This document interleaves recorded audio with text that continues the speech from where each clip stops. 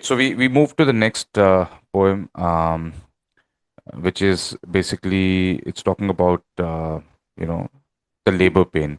So yes, Gautam, if you can please read the next poem. Yes. Labor pain. So there is this, you know, there are a couple of meanings of this. The Mhm. labor's pain and the labor pain of a pregnant lady. Laborers are the biggest rebels. I was born to them. My mother smashed rocks with a sledgehammer. The clanking of it resounded into her womb cradle. Her whimpering synced with clanking, permeating spirit of mutiny into her premature baby. Dalit mothers destroy indestructible religion, scriptures, beliefs she was never afraid of.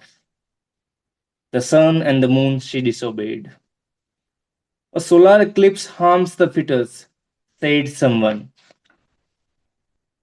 The hammer kept on smashing the stones under the eclipsed sun, shattering the shadow of the moon. She mutilated many eclipses in her life. My birth was her utter disobedience. Right. So I'm going to be now reading out my translation of this poem. Dolor de los obreros. Los obreros son los rebeldes más grandes. Nací de ellos. Mi madre rompía piedras con una almádena. El ruido metálico resonaba dentro de la cuna de su útero. Su sollozante sincronizaba con el ruido metálico, permeando el espíritu de rebelión en el niño prematuro. Las madres Dalit destruyen lo indestructible: religión, escrituras, creencias. A ella nunca les daba miedo. Desobedecía el sol y la luna. Un eclipse solar daña feto, dijo alguien. La almádena seguía rompiendo las piedras bajo el sol eclipsado, destrozando a la sombra de la luna. Ella mutiló muchos eclipses. Mi nacimiento era su desobediencia absoluta. So, I think again, it talks about the power of a mother, and I really liked the very last line again of this poem, which is, "My birth was her utter disobedience." Um, so, my question to you here, in terms of this poetry, is that this poem rather is that the again the imagery. You see, the imagery of eclipses and disobedience. It's very powerful. So, what role does, Gautam, I would like to ask you, what role does defying superstition play in shaping identity in your poem? Yes. So here, I think I'm talking about the laborers. Mm-hmm. So again, it is also largely encompassing the working class. Mm-hmm. You see that these laborers, they they are on daily wages. Mm-hmm. They earn and they eat. They earn and they eat. Mm-hmm. If they don't go out, if they fear superstition, if they Mm-hmm. fear the sun and the moon, if they Mm-hmm. fear maybe astrology or something, Mm-hmm. what would they eat? What would their children eat? Mm-hmm.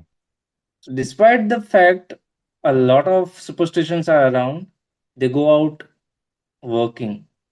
So if you see that there are a lot of women, because that's what I have witnessed in Gujarat, a lot of tribal women, a lot of Dalit women, a lot of laborers, women, they are already 9 months pregnant. So they are not visiting nursing home. They are not doing any sort of scanning and any sort of The treatments or anything. the regular They checkups that. simply, Mm, yes, yeah. that's required, but this is simply work.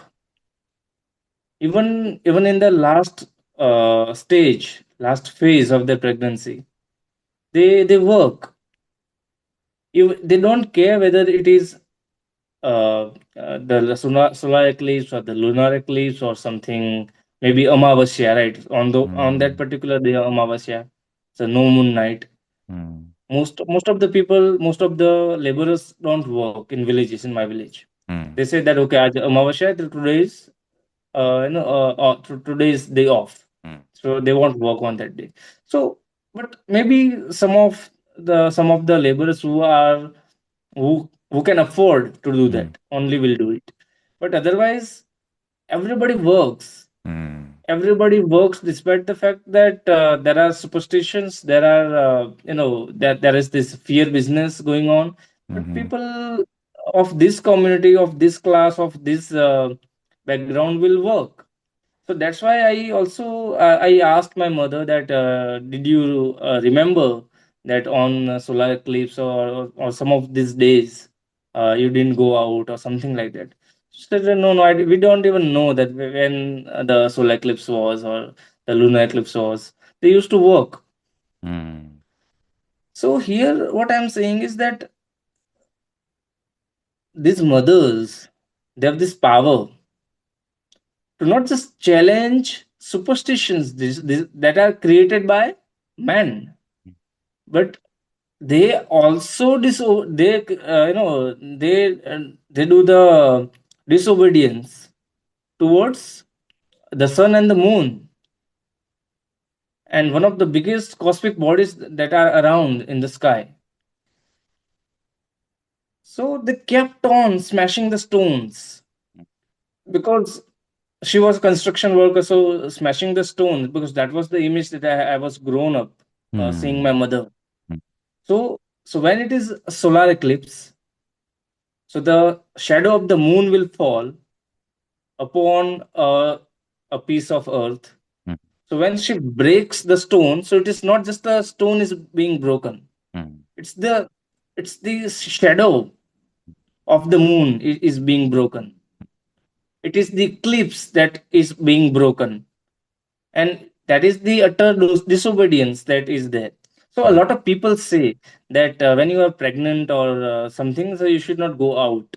mm, So there can be a different logic of certain people, but mostly people say that if you go out, then your baby will be born deformed or something of lower IQ or maybe of lower mental capacity or something like that. Some deformity will be there.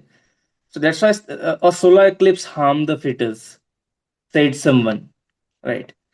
mm, But again, she kept on working. She kept on smashing the stones, kept on disregarding the sun and the moon and the eclipse and whatever the beliefs are going around because she wanted to protect me. mm, She wanted to create a better future for me. She wanted to, nourish me. And for that, she has to work to earn some money to nourish me. So she kept on doing that. So that's why I said that she mutilated many eclipses in her lifetime. A lot of. And still somebody said that your baby will be born deformed if you will keep on working under the eclipsed sun. She gave birth to me and I was fully fit, and my birth was a utter disobedience. Right. So how like the power of mother, the power of laborers, the power of the working class is such that they can go beyond the sun and the mm. moon. So yeah. Right. Fantastic.